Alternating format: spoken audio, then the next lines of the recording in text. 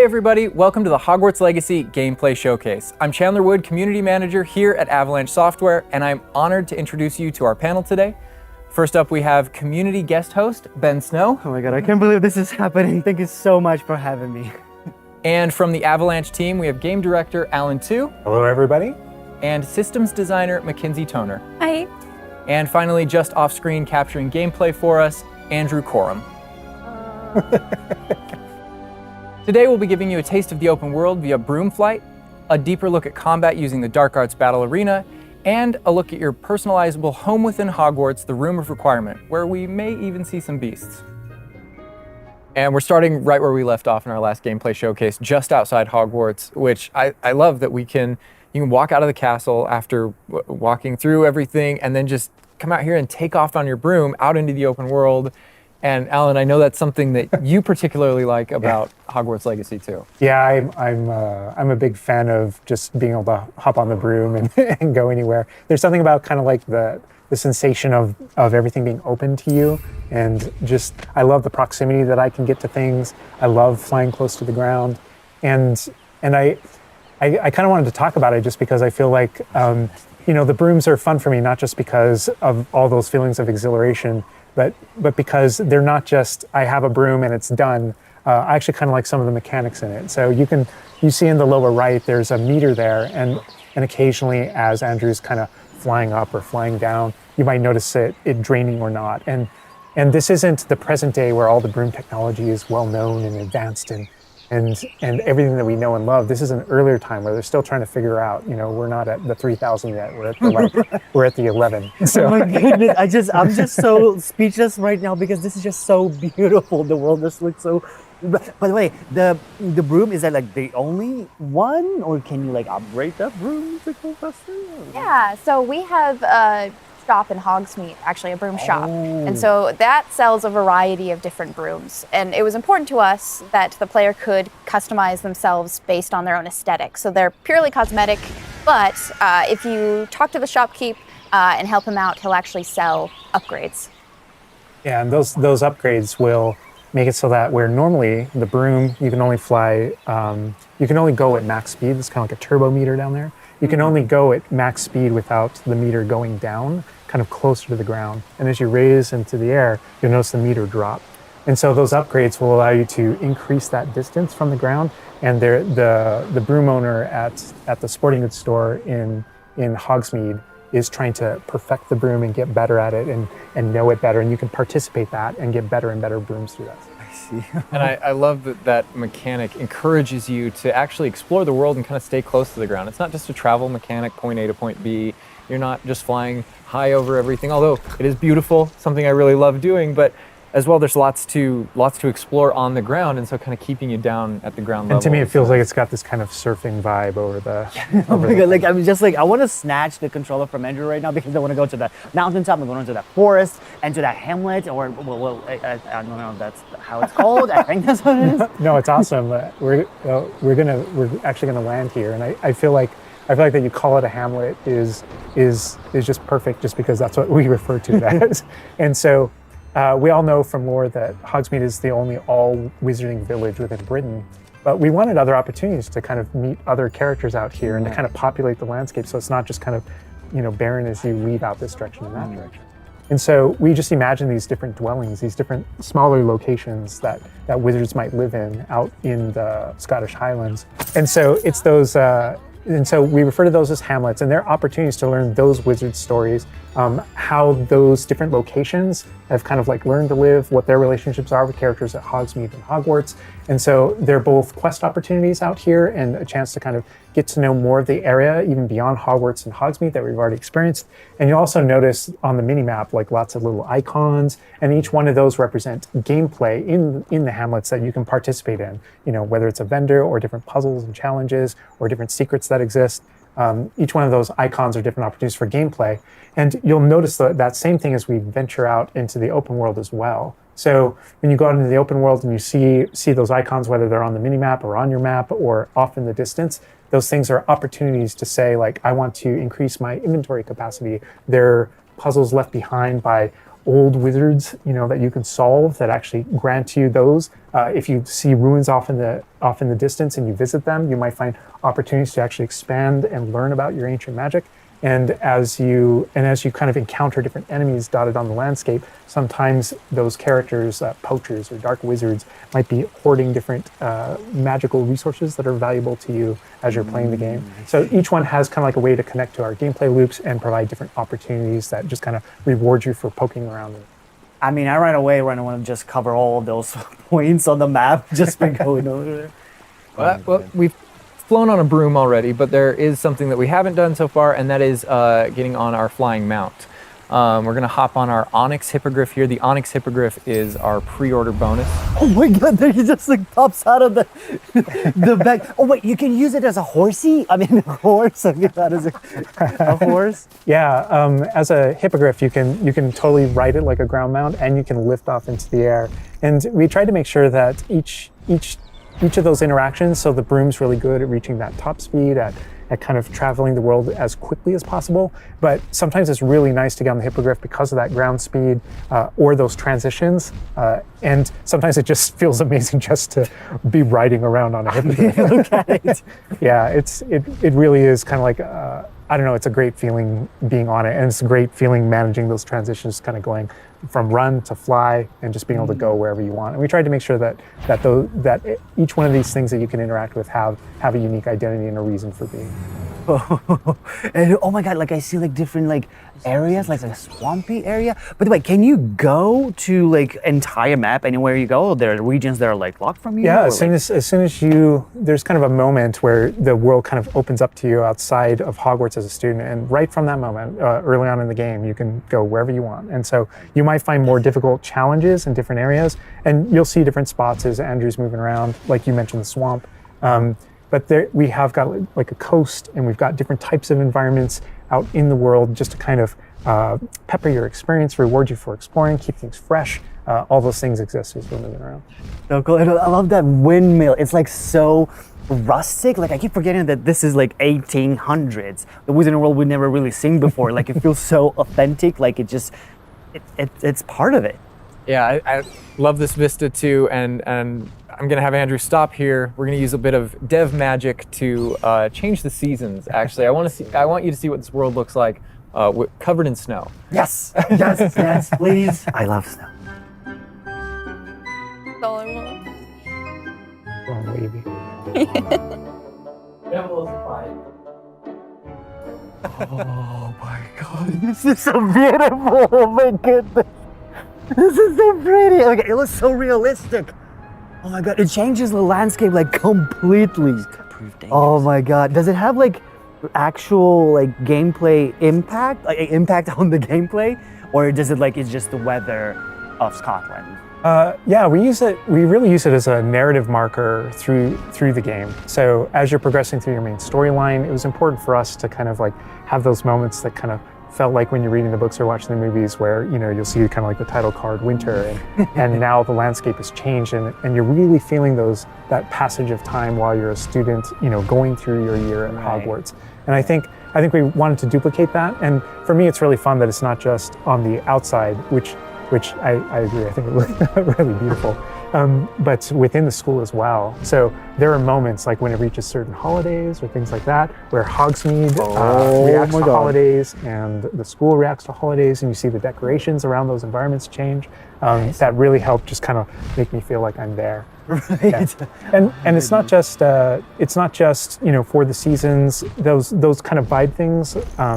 Like we have a day-night cycle, and that day-night cycle, even though similarly, like it's largely about vibe, when you go into Hogsmeade in the evening, there's less characters there. Around the school, you'll notice it kind of dies down and quiets down just when there's just candlelight and students kind of like as you're walking through the halls. But in that day-night cycle is where we've kind of placed a few items where, whether or not you can collect them or whether or not you can interact with them that are a little bit restricted by the day-night cycle. And I love Andrew's flying up here, really high up on the hippogriff. And we're just looking at this view of Hogwarts in the distance. It's just absolutely beautiful. It's part of what I love most about flying around in this game, whether it's on a hippogriff or on the broom. No, I mean, you talk about going anywhere and things that you can see in the distance, and that's one of I still can't get over, like, no matter, I played this so much, but I still can't get over the fact that I can see Hogwarts out there, and there's just something beautiful about knowing that all of the things inside of it, the classrooms, the students, the professors, all the places I can go, I can just fly my hippogriff, land in the courtyard, enter the front doors, and just walk, to the library, to class, or to greenhouse, or to my common room, that it's all contiguous and just kind of like one space is still exciting to me after all this I mean, time. I'm just I'm speechless right now. It's just absolutely beautiful. It's just, oh my God. As much as we want to spend a lot more time out here just flying around, experiencing the world, I think this is a great opportunity to switch over to combat. And last time we gave you kind of an intro to combat. This time we're going to really go a lot more of a deep dive on using the Dark Arts Battle Arena, which is part of our deluxe edition. All right, Andrew's got us in the Forbidden Forest, which is where the Dark Arts Battle Arena is. Which is part of the Deluxe and Digital Deluxe Edition. I love the way that the Dark Arts Battle Arena is actually part of the world. It's integrated into the world, so your experience is more immersive than just choosing an option from the main menu of the game or something like that. Reason to go to the Forbidden Forest. Exactly. There are many reasons to go to the Forbidden Forest, but he's also wearing the Dark Arts cosmetic set, and here he's pulling out the Thestral, which is part of that Dark Arts pack from the Deluxe and Digital Deluxe Edition. So we're going full Dark Arts here. That's good. That's what I'm doing. But I like this this battle arena. It is a great place to show off really combat in a big way, because it unlocks some interesting abilities for you and allows you to really play around with combat in a deep way. And is this like the only arena like this in the game where you can like practice? And So in the base game we have 2 combat arenas normally, and so everyone has access to those. And each of the combat arenas are an opportunity to kind of just go through a difficult combat challenge, fight through multiple waves in order to earn a different cosmetic for your character and add that to your collection. In the case of that's no different than the Dark Arts Battle Arena. That's also true, the combat arena. But one of the things that we're excited about in the Dark Arts Battle Arena that people can do is you come in preloaded with different abilities. So the unforgivable curses are something that everyone's going to have access to through the base game and going to be able to earn, and they can make choices in order to kind of like add that to their repertoire, and they can also commit to that down with certain talents and things like that. When you play the Dark Arts Combat Arena, you actually have access to all those things as kind of like a way to test them all. And so it's a chance to kind of like tour and play with the Dark Arts and decide whether or not that is a path that you kind of want to go down. But yeah, everyone has the same ability to explore the Dark Arts. This is just kind of like a way of previewing. And again, a great place for us to show off combat in general. So I think we're going to jump in here. Andrew's going to start battling, and we can start talking about everything you're seeing on the screen. All right. Oh, they just about the cadavers right away. Oh my God. We're starting off strong. Oh my God. Was that Kujio? Oh my God. That's so cool. Yeah, so that you'll notice right away, like when we used Avada Kedavra, that guy's health bar went from instant to 0, and we really are trying to honor the way Avada Kedavra works in the game, even in some pretty extreme situations. You'll notice that like the meter takes up a lot longer to a little kind cooldown. of build up as a way to kind of deal with its extreme power, just so that it's still fun to use. And then there's some ways that we'll probably talk about to adjust that. But I don't know. I don't know if there are things on the screen that you just have questions about. Well, like I see like little blue things popping from the enemies. Also, before like that sign, well, it's like, so in the community we call it the ancient magic sign. I don't know if that's how it's called. In the game.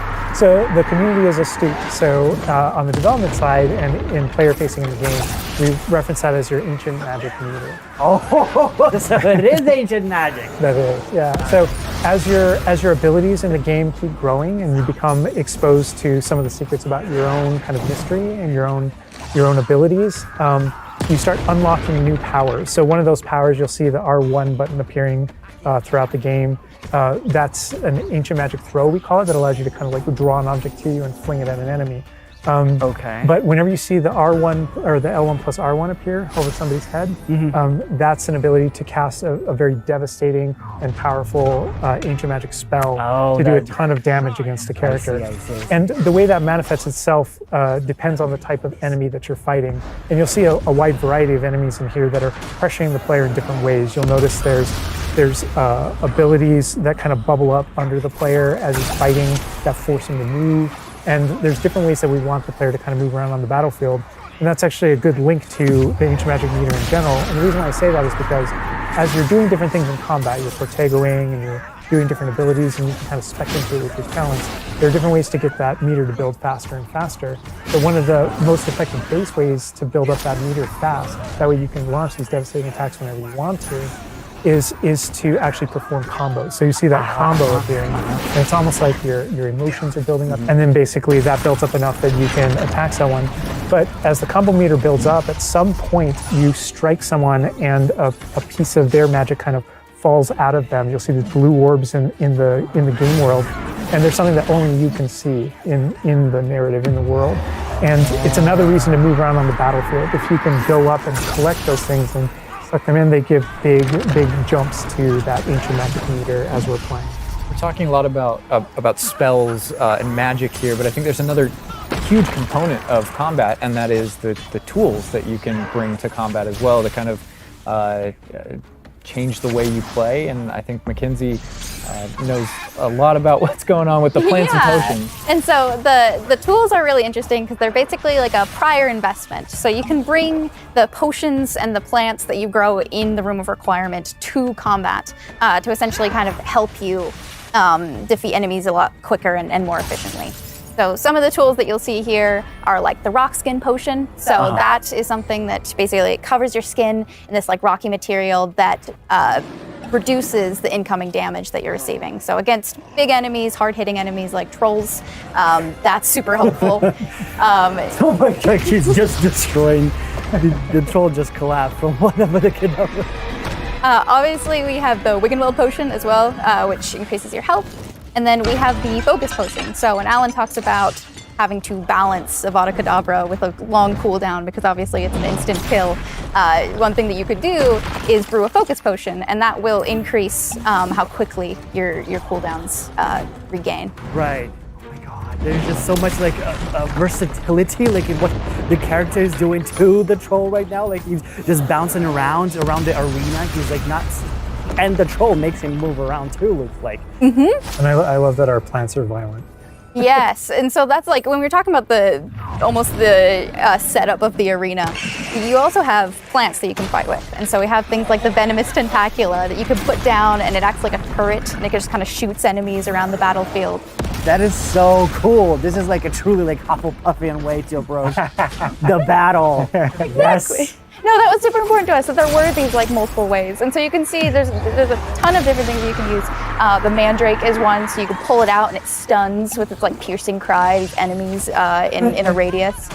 And another thing I want to call out that we're seeing on the side of the screen here is these dueling feats, which I love because I love anything that prompts me to play a game in a different way, a unique way. I don't want to get stuck in my style, you know? And so this is a way to, if you want to get stuck in your style, go for it. If you just want to blast people with spells, go for it. But we also want to have some things over here that may make you use certain plants or certain potions or block more or... Yeah, we mentioned the field guide challenges in the prior stream. And the field guide challenges, this is the way that the field guide manifests like challenges for you to do in combat. And exactly to your point, we just wanted a way to encourage players to explore the different systems, to help them decide, to just kind of practice with them and explore what they want to be, because there really are so many different ways that you can push talents. When you see the green X's on characters, that's right, and that's kind of through your talents you can unlock this kind of cursing mechanic that sort of like links the fates of these different characters on the battlefield. That way, as you get as you're cursing different characters, they all begin sharing damage, and so we have things like Avada Kedavra, which is the insta-kill, but if you curse everyone before you insta-kill this one guy, they can all drop dead for that kind of ultimate Voldemort fantasy. And so Oh my god. there are dark arts fantasies. There's fantasies about being more of a defense against the dark arts characters, things like that misty step that you see occasionally being used on the battlefield. And we can also spec into our potions and plants to make them more powerful and more efficacious. So it's Wow. all about which type of player you feel like you are and whether or not you want to play with prep, on the fly, or with deliberation, and those are all different options. That is so cool because like it's like I see so much like going on the stream, just so much complexity, and I want to just try it myself, like which style works best. I mean, I feel like it's the dark arts is going to be the easiest route, but You're that our ancient audience. magic, to be honest, feels like much more powerful than just the dark arts. Yeah. To be fair. And speaking of plants and potions, we're going to be putting the dark arts away, put those unforgivable Aw. curses away, and heading to the Room of Requirement, which is your home within Hogwarts, a personalizable space that actually has some utility as well, where you get to brew things and grow things and also care for some beasts. All right, Andrew's got us in the Room of Requirement, wearing, we kind of went casual mode on the outfit here, wearing a nice jumper. And I think that's a good jumping off point for the personalization of the space as well. Not just your character and the visuals of your character, but actually this space is a place that you can make your own. Yeah, it was super important to us that this space really did feel like your reflection as a wizard. So you can change the architecture in here. What? Different themes throughout, starkly different themes, to really just hammer home that this is yours. You Oh can my change- god, what? This is beautiful. We never expected that to be. Oh my god. That's the thing, is not only can you change the architecture here, but you can actually conjure little objects into this space, as you can see. So there's like statues that you can do, and ornaments, and tables, and rugs, and just a bunch of little things that really flesh out the space and bring it to life. Oh my god, because like we had an idea that those places where you brew stuff, that's where you can change, but you can do all of this. Where do you even get this stuff? Like there's a furniture store? Yeah, so we call them conjurations. And the conjuration recipes can be purchased at Tomes and Scrolls in Hogsmeade. But also as you engage in different types of gameplay throughout the world, you'll be rewarded with different objects. That's so cool. And you change color? You can change the color, you can change the size of it, and you can place it basically anywhere. Oh my god, it's so tiny. It's like for baby Niffler. And I love how the system too is designed. It's not mechanical; it's immersive, and so you get the magical effect of conjuring it in, and you're actually doing this in the world as your character. But the way you've blended like that gameplay with the immersive design of personalizing the Oh my space. god, like, and I love the animation, how it like appears, you know, like it's not just like there, it's like it almost like it apparates. It is really quite beautiful, and that was the thing, is we wanted that to look really nice because the magic in the wizarding world is everywhere. It's physical, it's kinetic, and it's whimsical. We really wanted to nail that whimsy in this space. Another thing that I wanted to discuss is that not only can you like conjure things and you can change their look, but you can do that with the utility objects as well. So you can see that we have planting pots and potion stations, and you can change the look of those as well. And these are the areas where, as we had mentioned previously, you'll be growing your plants, you'll be brewing your potions. Right. So while you're also doing these like kind of nurturing based activities, this is also the space where you would bring your gear to be identified and gear to have like rates put on it, which I believe Alan can talk to. Oh. Yeah, we keep bringing up appearance and how it looks, and on a, like in the game you can look like anything you want to whenever you want to, but the player will be finding different types of gear, that we call it, as you progress through the game. And essentially we just know that clothes and different items in the wizarding world can have different magical properties. And as you explore and as you adventure and as you defeat enemies, you're going to be finding different pieces of gear that have different abilities and that can help you in your journey and are a major part of you kind of growing as a wizard and advancing as a wizard. And so There's a huge list. and not all the time, whenever you get a new piece of gear, you don't necessarily know exactly what it does. And so there is a station inside of the room of requirement that you can conjure. It's one of the first things you conjure, called an identification station, where you can actually bring that gear that you're uncertain about and learn what its abilities are. Right, yeah, that's so cool. And then as the space advances even further, and the space will eventually grow its own rooms, and you're going to get new recipes, like Mackenzie's talking about, all these different things keep expanding. And as it expands, eventually you're going to earn what we see here, which is called a loom. And when you set up a loom, it's an ability to essentially customize exactly which magical properties are on your gear and take any piece of gear and adjust its properties and to tweak what it does. And I mentioned earlier that you can make anything look like anything. The collection of appearances, we call it, or cosmetics, we've been referring to it in this stream. Those types of things you can use, and you can apply a look to any other look. So if you get a piece of gear, you put it on, you look like that, but you can change it to look like whatever you want. That's so cool. And like you can just put some ability to this sweater, but then you can just swap that ability. Yep, and appearances you can edit whenever you want in the gear screen. The loom is specifically about applying traits and applying larger upgrades that just kind of grant you greater statistical advantage or give you really specific abilities that blend in nicely with where you're trying to go with your combat fantasy or talents and things like that. Interesting. I'm just seeing that they're just like pumpkin fur, mooncalf fur. Where does that come from? Yeah, and so you'll notice that the ingredients that are used to add traits and to upgrade your gear are based around beasts. So this is where we get into the beast care section, which is inside this vivario. Kind of bigger space on the inside idea. And so you can see here we have a couple of beasts out. We have a graphorn and a mooncalf and a niffler and a neasel as well. So quite a variety. Oh my God, he's just like a big puppy. They're so they're cuddling. Oh my God, they're together. Oh, that's so cute. They're adorable. And so part of beast care is petting them as well, but feeding them too. And so once you do those things, that's when they feel safe enough that they'll give you their magical ingredients. So mooncalf fur, niffler fur, etc. That can then be used in your gear. That is like so like intuitive because like you know that makes sense because when you touch the animals, you get some fur leftovers. That's so. Oh my God. Yeah, and we really want to hammer home the fact that this is like a home that you're making for them. So in the overland, you can find these beast dens and rescue these beasts. Part of doing so is brushing them and feeding them food as well, and to build that relationship with your beasts. In addition to be able to care for beasts, you can actually conjure things in this space as well. The house, the cottage. Yeah, right. And so we have like a lot of little ornaments in this area, and a lot of them are purely cosmetic, but they look really cool. Again, it's the personalization of this space.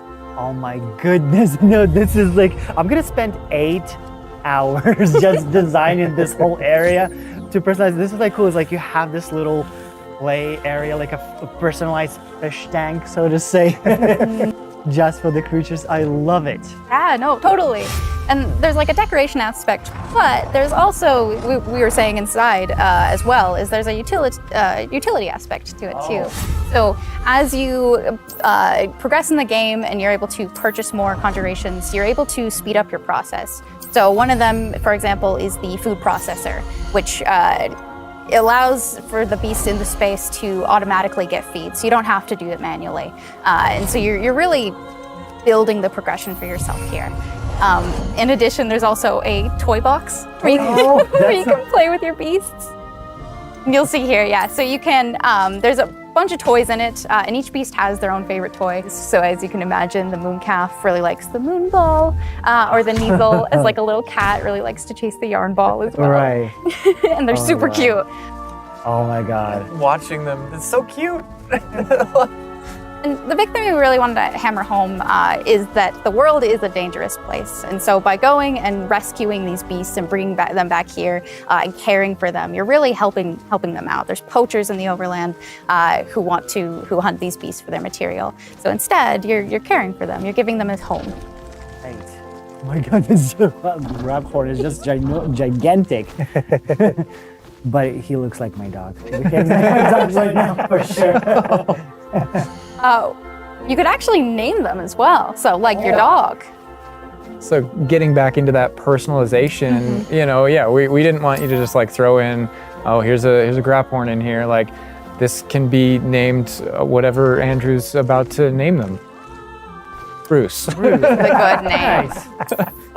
name. You know, we've created this really nice space, and you can get additional vivariums, correct, to different kind of aesthetics and looks to where you're keeping your beasts and caring for them. Progression is a big part of this space as well. So as you progress through the story, you will unlock more vivariums. So as you can see, this one's quite meadow themed, big, open, bright. But there's other ones, say like a swamp that you might encounter. And it's really a visual effect to and more space for your beast. Oh, so it's like those. So when we're inside the room requirement, there's like on the left, there's that moon glow from one entrance and then some shrubbery going on in the right. Is that what you're talking about? Yep, that's exactly it. Ah, oh, you put trees in here too. Oh my goodness. And another thing with the beast care that I think is great, you know, tying back to this same kind of thing that you did with like the broom, where the broom is not just a method of travel, it's actually built in and integrated into the world. In the same way, like beast care isn't just this added element. You're not just throwing it on top. There's really this like narrative and integration to everything connects. So as you progress through the missions, you'll expand this space. As you earn resources, you'll go into Hogsmeade and use them to unlock the gameplay here and unlock new conjurations and different things to play around with. In the open world, it's in those different environments, like the different combat and conflicts and bandit camps and different things like that exist in the overland. Those things are what hold recipes that exist in the loom. So all these things have a way of connecting. Moonstone that you find out in the world is the resource that we use to conjure everything. That's found throughout the world.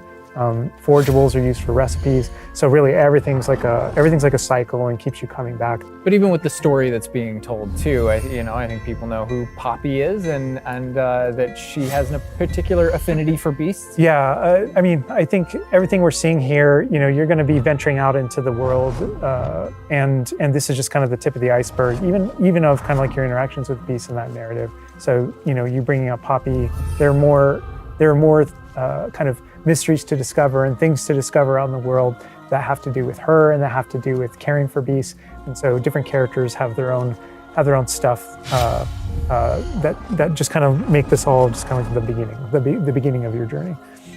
Well, we could spend hours in here, but we're gonna have to end the stream now. What do you think about what you've seen today? I mean, I'm just so blown away by how beautiful it looks. The open world seems so detailed and there's so many things to do, and like the combat, we're gonna spend like 2 weeks or more just breaking it down by pieces. There's just so much to this world. Like, I'm so happy you guys did this overall gameplay.